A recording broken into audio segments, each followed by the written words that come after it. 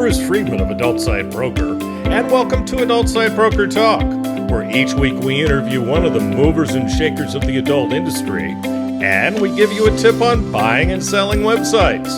This week we'll be speaking with Lisa Mostotova of LoudBids.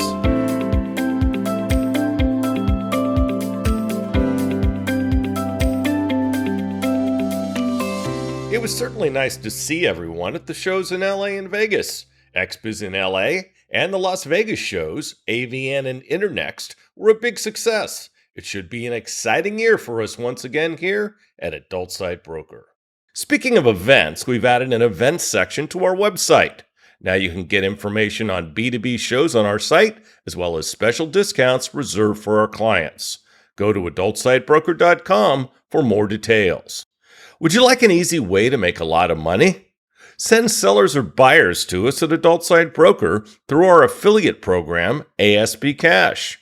When you refer business to us, you'll receive 20% of our broker commission on any and all sales that result from that referral for life. You can make $100,000 or more on one sale for some of our listings. Check out asbcash.com for more details and to sign up.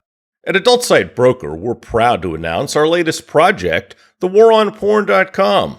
You'll find articles from industry websites as well as mainstream publications from around the world. It's designed to raise awareness of our industry's plight in the war on porn and the numerous attacks on our industry and online free speech by hate groups, the religious right, and politicians. You'll find all that and more at thewaronporn.com. Now let's feature our property of the week that's for sale at Adult Site Broker. We're proud to introduce a successful and growing OnlyFans agency. They've been in business less than a year and a half, but they've experienced tremendous growth. The company was founded by two brothers. In the last year, they've done over $5 million in gross profit. They have over 130 full-time Filipino employees with affordable salaries. The strategy of the company is to acquire large volumes of creators, put them through their automated onboarding process, and then they decide which creators are worth keeping. Out of over 2,000 in the last year, they pared down to the 300-plus creators they have now. They focus on 30 to 50 high-revenue-producing creators. The top one is generating $120,000 in monthly revenue. There are many high-potential creators who currently do between $5,000 to $75,000 a month. These creators can be scaled through detailed focus and know-how, not to mention additional marketing. The founders have created scalable systems and automations through sustainable processes. The whole company is very well structured. The founders currently only work about an hour a day due to their systems. There's a great potential to further develop the revenue from each creator, thus multiplying the revenue and profits of the company. The main marketing is TikTok with some Instagram sprinkled in, which leaves amazing opportunities using other media and buying ads. Only $13.5 million. Now time for this week's interview. My guest today on Adult Site Broker Talk is Lisa Mostotova of LoudBids and Flirt Revenue. Lisa, thanks for being with us today on Adult Site Broker Talk. Hey, Bruce. How are you? I'm better now that I'm talking to my friend. Nice talking to you, Lisa. Nice talking to you. Lisa started her career in the dating industry in 2003 by working for the first ever white label dating platform, World Dating Partners. She then co-founded Dating Factory, a very successful white label dating platform in 2008, which was sold in 2016. Since then, Lisa and her team have built another white label dating platform, Flirt Revenue, this time focusing on email marketing and API integrations with all the major advertisers in the industry. Together with their partners, they've built LoudBids, the advanced ad exchange for top quality dating traffic. LoudBids works with mostly email, members area, and push traffic worldwide. Recently, the company ventured into the B2B space, providing ad exchange technology to the other players on the market who want to build their own ad networks. Lisa oversees product and development for all the projects, as well as overall company operations. Flirt Revenue is a white label and affiliate dating platform with a strong focus on user monetization and email marketing. LoudBids is an innovative ad exchange built for dating traffic that offers RTB, API integrations, and also a B2B solution for those willing to run their own ad networks. So how was your commercial? Wow, that's impressive, actually. I was listening. I was like, wow, did we do all that? That's us, huh? Wow. Okay. I know I get that a lot from people. They go, oh, wow, that sounds pretty good. I guess we're doing okay. So, Lisa, besides what I just said, tell us about yourself and your background. Maybe you can start a little earlier than your professional career. Yeah, sure. I am from Donetsk, Ukraine, and I've lived there for quite some time. I was born there, and I went to school there and university. And my education is absolutely unrelated to what I do now. Me too. Because it's cool. Yeah. I think you get that a lot from people in our industry.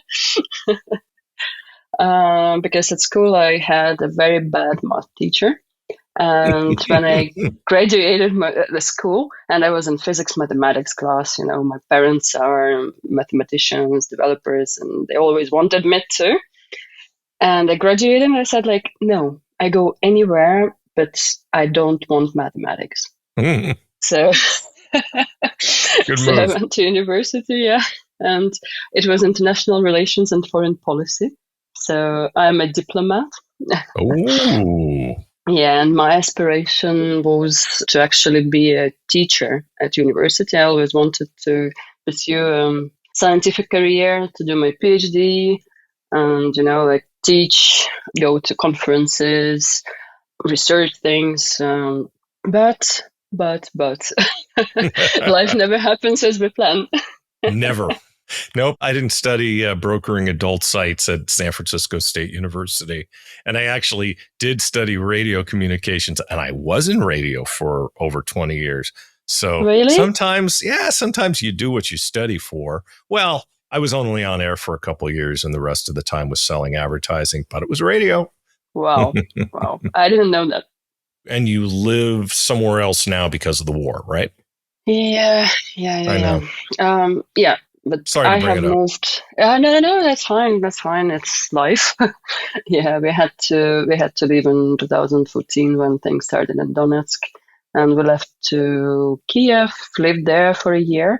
But Dennis, my husband, he has Bulgarian roots, so he got the passport, and we have actually moved the company, the office, everything to Sofia, Bulgaria. That's where we are now. I didn't know he was from Bulgaria. Yeah. No, he is not from, but his dad is half Bulgarian, half Greek, Oh, actually. wow. Okay. So That's the good he has looks. Bulgarian. Yeah, exactly. That's where it comes from. Very nice. You did good, girl. You did good. Yeah, he's a wonderful man. So how and when did you start in the industry? I was still at university, and when you are studying, of course, you need some extra money. And I started looking for different jobs, and I did whatever. I was translating some manuals for toys in the shop where my mom worked. Then I was doing some stuff. That's actually when I studied Photoshop. I was doing some stuff for the other shop. And then the friend of my mom called and said, Lisa, do you speak English? And I was like, yeah. I was like, okay, I have a job for you. Wow, super. And it's remote. You can do it wherever you want and whenever you want. And I was like, wow, that sounds interesting. And so I went, and would you guess what did I do? I have been an animator on a dating site. So that's how I started. And that was one of the first dating sites in the UK. It was called Singles Crowd. And this friend of my mom, she was married to the founder. And I was doing animation for some time. Then I started doing customer support. And then Robert came to Donetsk because they already started doing some development office there, hiring developers because it was obviously much cheaper than in the UK. So we had some designers, we had some coders there. And basically, I was helping him with everything because I was the only person speaking decent English when he was there. So once, I basically got a call It was end of my fourth year at university. I was finishing my bachelor. I was like, "Do you want to come over to the UK and work as an account manager?" I was like, "What? What is an account manager?" And it was 2002, imagine, or Yeah, 2003. So, yeah, exactly. yeah, it was a long time ago. I was like, "Okay, if you tell me what it is, I'll think about it." So that's basically how I started working with affiliates, affiliate marketing. I learned SEO, coding, and I moved to the UK. So I was finishing my university, I was doing my master's, but I was doing it remotely. I was already working for World Dating Partners, which was the first ever white label platform in the dating industry. Know those guys well, know them very well, as I know you do. So you really came up through the ranks in dating. Oh, yeah. Oh, yeah. I did it all. That's the best way, because if you come up through the ranks, you know everybody's job. You did all the jobs and you pretty much know what your team's doing. Mm-hmm. Absolutely. You have to. And that sets you up really well to start your own company. Why don't you tell me about that? Yeah, yeah. Basically, we're all dating partners. We were doing quite well, and we were focused a lot on UK, but we also worked in different other languages. But then I moved back to Ukraine because I was getting married, and I didn't want to basically stay in UK. And then we spoke with Tanya, who was that mom's friend who called me initially, and you all know her. And we spoke about it, and we thought, okay, why don't we start our own white label platform? Back then, I was already doing I was basically the chief development officer for World Dating Partners, and like all the developers. And I also hijacked some developers from my dad. He did allow me. So we thought it would be a good idea to start our own white label platform, a bit more modern, with the good dating product on the background, with the great features for affiliates. And that's how we started. And we didn't have any investment, so it was all done on our own money. And it was not a lot, yeah, to be honest. No, you guys really started on the grassroots level and did extremely well. Absolutely. Like our first development server was bought on the money we got for our wedding. Oh, jeez. So, yeah. Yeah, we also involved one of the partners. He was from Switzerland, George, and he did a lot of Google AdWords back then. So he was our first affiliate, and he wanted to become an investor as well. So we sold him part of the company. And because at the time, we were very successful because there was already white label dating back then, but they always were doing just English speaking. They've never done any other languages. And from the start, we've done German, French, Italian, Spanish, and Nordic languages. So we were pretty much covering most of the world. So it did take off quite well. Yes, indeed. It sure did. It's how I met you when you were doing that. And we have been friends for a long time. How were the dating and adult industries different back then? Oh, yeah. When I started, it was very different. It was, first of all, I think the most important thing is that you didn't have so many restrictions. Like I was running for World Dating Partners, for example, I was running the first ever Google AdWords campaigns, and I could run them without even thinking what kind of keywords I'm using, what kind of ads I'm doing, and like everything went through, and That's changed. yeah, absolutely. And ROIs were just through the roof. I think that's the main thing that was different. Of course, technologically, we had different technologies, we had different front ends, but okay, that's not that significant. I think the biggest part of it is the actual attitude to adult that's changed a lot and made things much more complicated lately. Yeah, and it's so weird because you would hope that as time goes on, people would be a little easier on our industry. And it's been anything but that. Exactly. All those new rules from Visa, MasterCard all the time, from Facebook, from Google. Facebook, who's that? I forgot. They booted me a while ago, so I forgot who they were. Yeah, they do that. Yeah, no kidding. Why did you choose white label dating and what did you like about it? Myself, I like working with the product, with the development part of it, and especially B2B. I love not just working with the end consumer, but actually providing the technology and tools for people who actually want to run their own sites. So that for me is much more exciting than just working with the end consumer because I think it's much more intellectual and you get a lot of feedback. You talk to people all the time. So in Dating Factory, we were very much, of course, we were focused on the product as well, because if it didn't convert, then nobody would need a dating site like that. But we focused a lot on what affiliates could do, how easy it was for them to set up their own websites, optimize them, run them, customize landing pages. So yeah, and not many people were actually interested in that. I remember that back then it was a trend that many big companies were starting to have like white label division, but it never took off because I think the two true white label platforms were just white label dating and us. Even Cupid, Easy Date back then, they did have their own white label platform, but then they stopped it because it's a lot of work. It's a lot of work. It's a lot of hustle to deal with the site owners, affiliates. So yeah, It's a hassle to deal with people. yeah, I agree. I agree, but I love it, to be honest. Oh, I do too, but some people. I was just telling my wife that about some of the people that I deal with, and it's just shake my heads, including some that I've given a lot of business to, and sometimes I just wonder. What happened after you sold Dating Factory. I believe you had a period of time that you had a non-compete. Is that right? Oh yeah, of course, of course. We have sold the company in 2016 to Traffic Mansion. Like the group is called Agile Wings. And of course, we had to, in our agreement, we had to work there for 1 year to make sure that all the transition goes smoothly and explain things. And also was helping Sven a lot with their stuff, with the mailing, remarketing.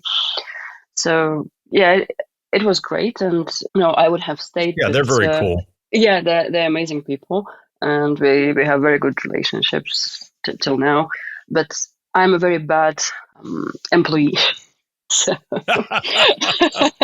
I can't imagine. You've almost worked for yourself your whole life. exactly. So I could not imagine that.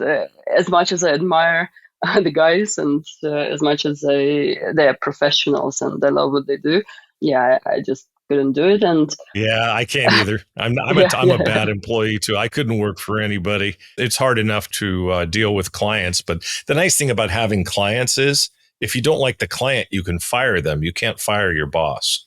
yeah, absolutely, absolutely.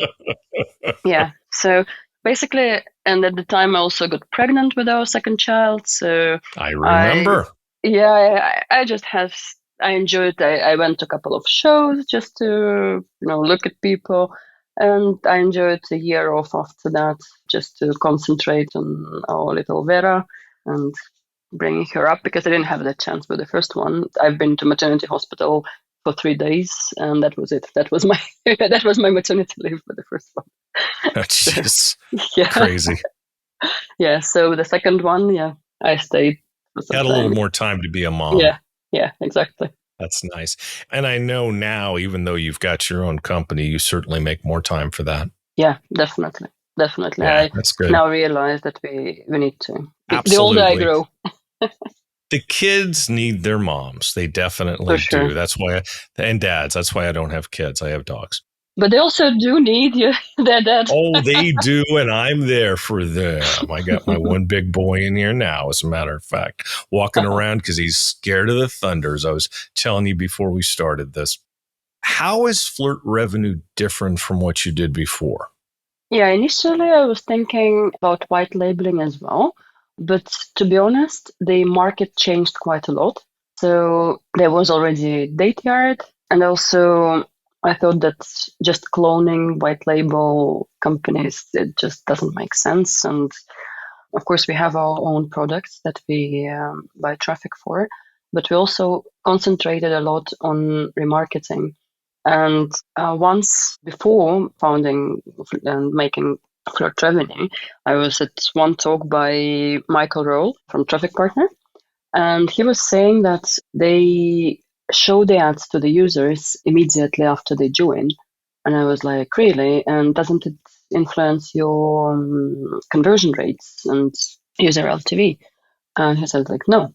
And yeah, and I remembered that and thought, okay, so maybe we could do and experiment with something like that. So we have started showing ads to the users. So we were concentrating a lot on actually remarketing the user from the moment we were acquiring the user. And because we were doing email all the time, in Dating Factory, we were doing a lot of email for our own products, but still. And I saw many people starting doing that. So I thought, okay, let's try to email them and remarket them to other products. And it started working very well. And it didn't influence our numbers, our internal numbers for the internal products. So it seemed to like a good idea. And then I realized that it's better to work on the API because when you email, you already have all the information about the user. You already ask them about their sex, about their date of birth, about you know where they're coming from. You have IP address, zip code, email. So why would you ask somebody to re-register? So we started integrating with the other dating advertisers on API, and the EPC actually skyrocketed. So Nice. yeah, that's the difference. In Dating Factory, we've never done that, and I sometimes even regret now, but we haven't Oh, done that. well. Yeah. Different It's times. interesting whenever they ask sex with me, I just answer yes. I don't know. I thought that was a yes or no question. You mentioned Michael Rule. He Yeah, is frigging brilliant. yeah, That absolutely. is one guy that I learned something just about every time I talk to him. So, yeah, one of my favorite people and somebody that I definitely get a lot from. Oh, and next time you talk to him, you can tell him you were interviewed for the podcast and I don't bite. Okay. So, Sure. anyway, I've been trying to get him on for years. He's like, nah, man, I don't do those things. And it's like, I think he's being shy, but I think Yeah, we can he's get too him out of, shy. I think we can get him out of his shell. Definitely. Tell us more about LoudBids. How did the idea come about? Yeah, basically, we have been doing a lot of remarketing. And of course, you have only so many dating advertisers. So basically, we were getting, and sometimes when people click on the emails, I have one person who clicked once 219 times in one day. So yeah, and people, you get a lot of repeated clicks because people go back to their mailbox, click again. That would be a repeat click for sure. Yeah. So we realized that we have started running out of advertisers. And back then, at some, I think it was Prague before COVID, I started talking to Exoclick, and they said, why don't you sell those clicks to us? And I said, okay.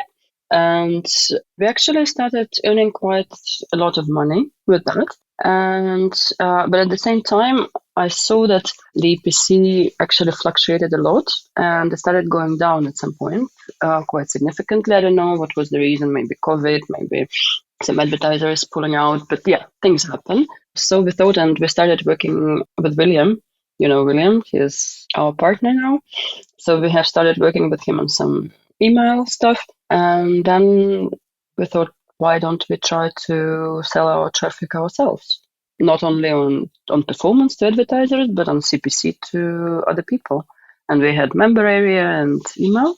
So that's why we have quickly, first we have, for a couple of months, we have used somebody else's software.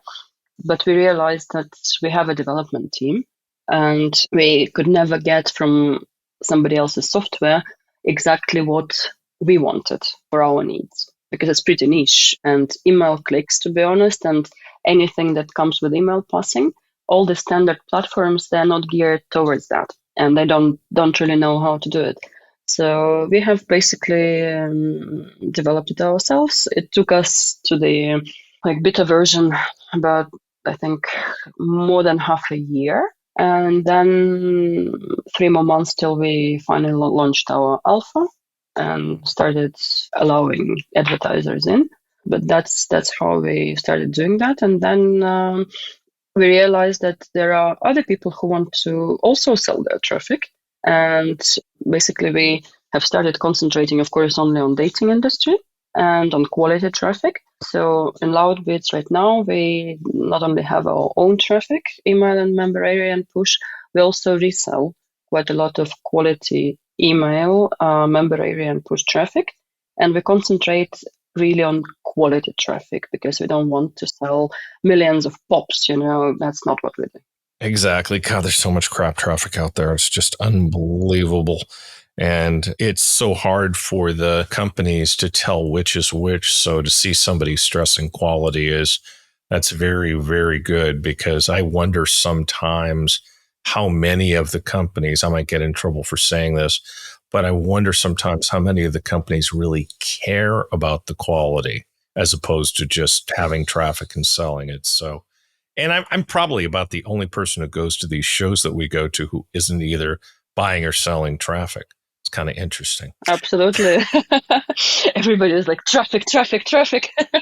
Yeah, I get so many messages from people. I've actually in speed networking gotten up and saying, I'm not buying or selling traffic. And I get so. But I'm buying and selling sites. Yeah, exactly. Oh, it's so funny. So many people see adult site broker. They go, oh, you buy traffic?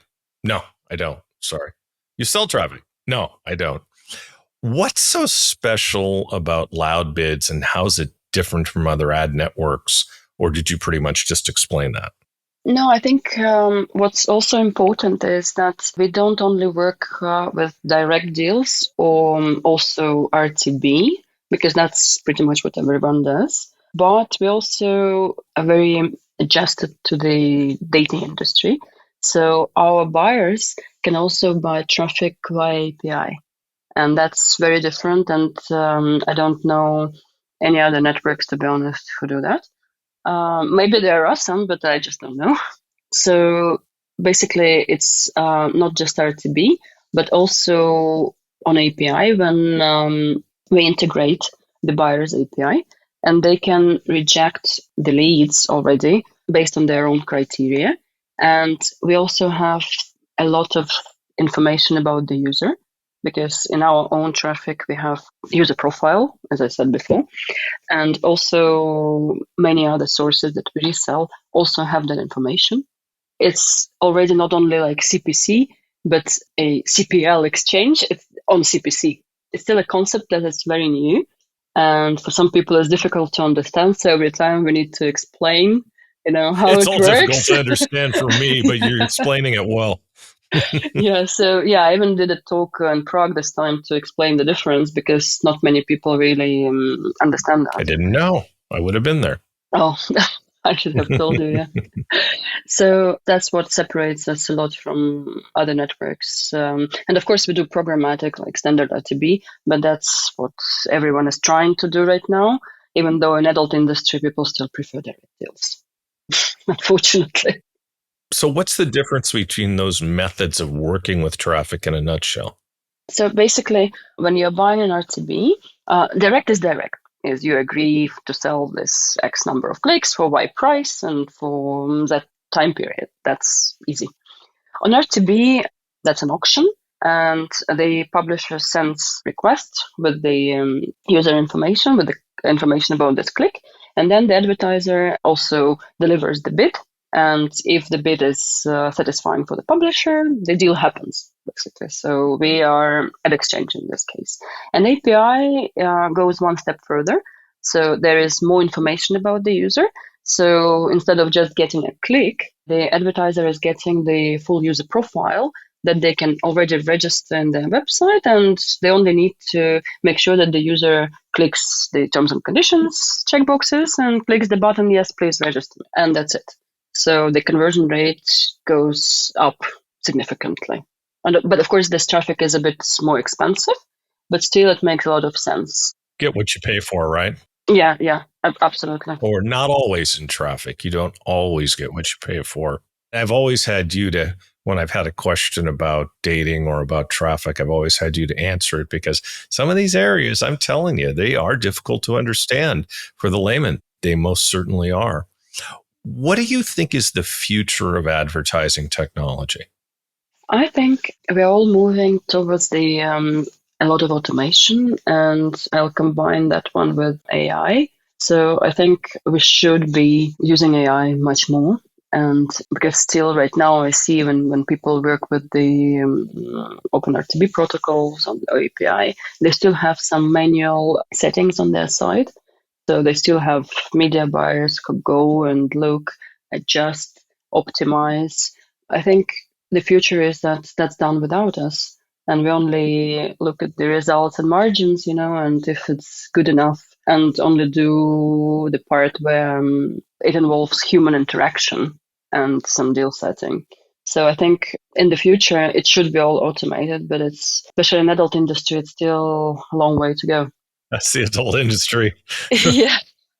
Those 200 clicks for 20 cents a click for 2 days, it's so much manual work. And yeah, we should get rid of that. Yeah, it's kind of like when I was in radio advertising and somebody wanted to buy 5 commercials a week. I told them to save their money and take their wife to Lake Tahoe. Anyway, how is AI changing your business right now? I think from the perspective of dating business, from fruit revenue, we are doing a lot more with AI in terms of writing those icebreakers and instigating the initial interaction on the websites because it was very manual before. Right now, we are optimizing a lot of those things using AI. Plus, for media buying, we're also trying to use it more now to segment the traffic to determine the better performing segments. So we spend less human hours on that. It's a nice thing. Yeah, absolutely. I think like many people are scared of AI. At this point, I'm not. I think it's a very positive change. Hey, I'm just afraid it's going to launch a nuclear war. That's my only concern. I hope we don't get there, but Are there going to be sex robots that will kill us? Otherwise, I'm not too terribly concerned. And, it makes so much sense, though, in your business that AI would do the things that people did before because AI is machine learning. If you call it machine learning, maybe the name AI won't quite scare them as much. But machine learning, once it learns, it's going to do better than a human being. absolutely. So yeah, we should we're automating as much as we can, and I think everybody should be. Definitely. Give us a piece of advice for anybody just starting in the dating industry now.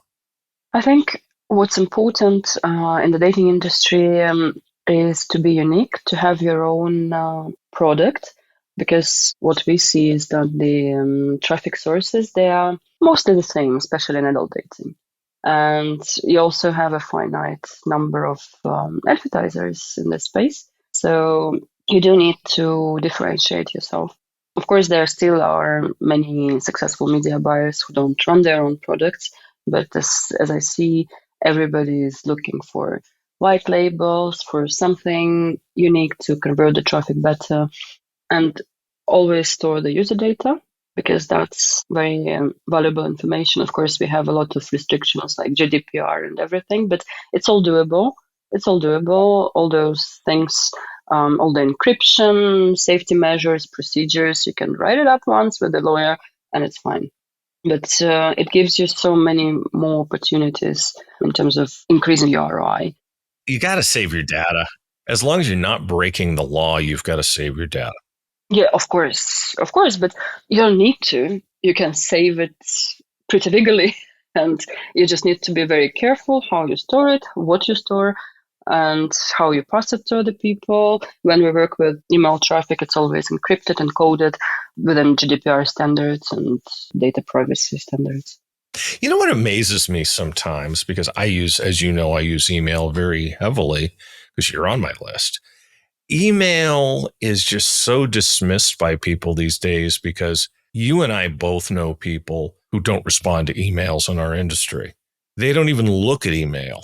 All they do all day is chat. And I'm not saying there isn't a place for chat, because there is. But the thing is about chat, it's just so intrusive. It's so incredibly intrusive. And I think there's definitely a place to reach people via email and via newsletters. And I do hope that email as a communication source will come back, because I think it's so much better than chat. Yeah, I love it. I love it because first of all, you can reply whenever you have time and chat. Sometimes, of course, we do a lot of Skype and Telegram for work, and sometimes I just have to switch it all off to concentrate, to do some productive work. And, I taught my sales team, I just said, we have a stand-up 10:30 every morning. You can ask me whatever you want. You have half an hour.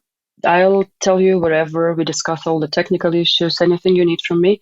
Then don't bother me. I need to be productive as well. Big time. And there are so many things that are keeping us from being productive. And a lot of those are technology based. Yeah, absolutely. I switch off my social networks, for example, for a day. They are blocked. Bingo. My last interview guest, she talked about how when she was writing her book, she went off of Facebook. And I'm like, well, Facebook went off of me. So that's a good thing. And I can't tell you how more productive I've been since I stopped using Facebook. It's amazing.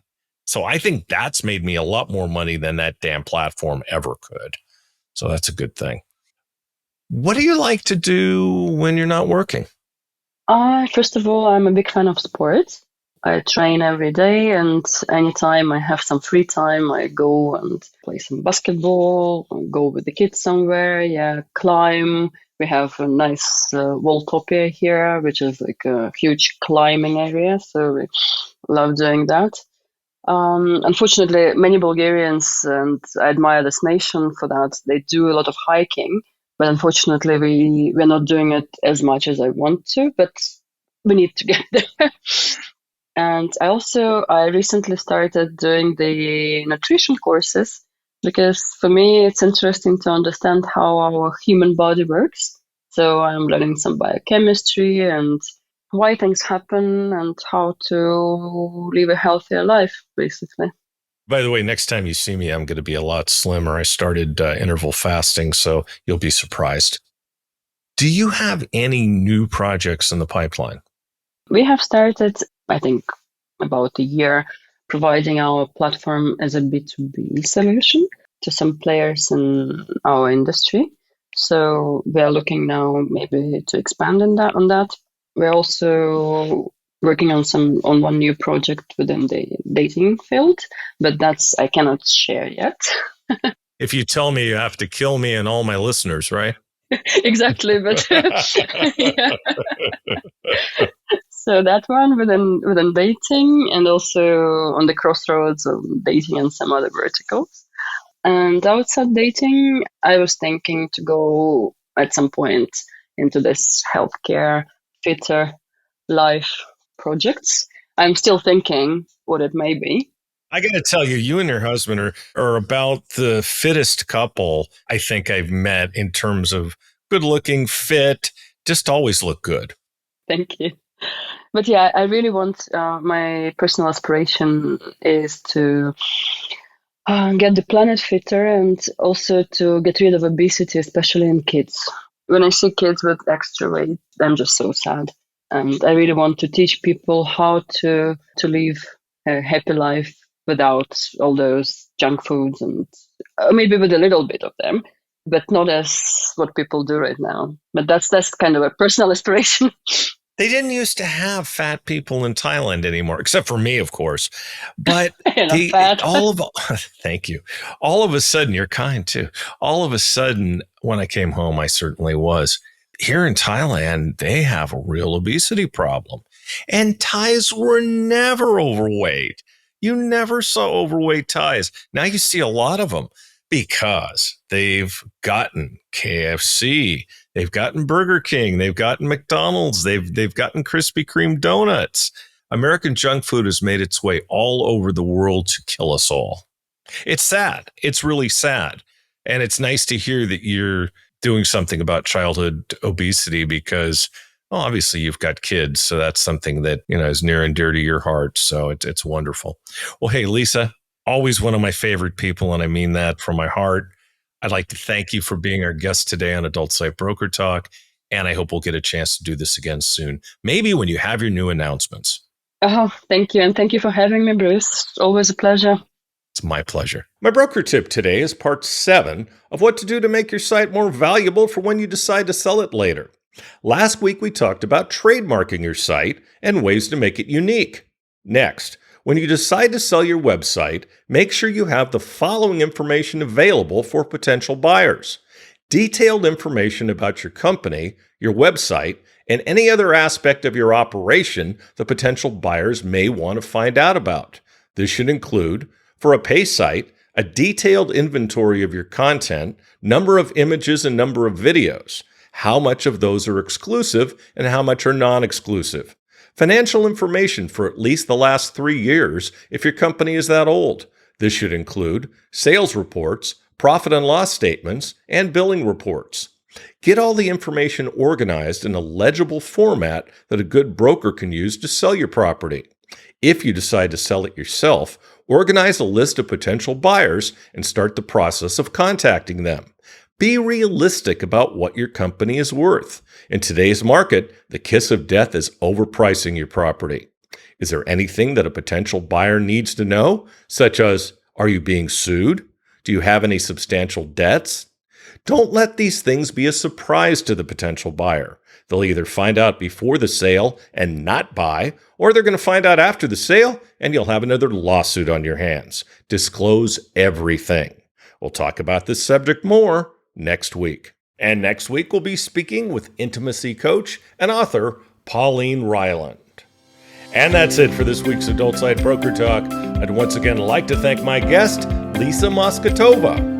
Talk to you again next week on Adult Site Broker Talk. I'm Bruce Friedman.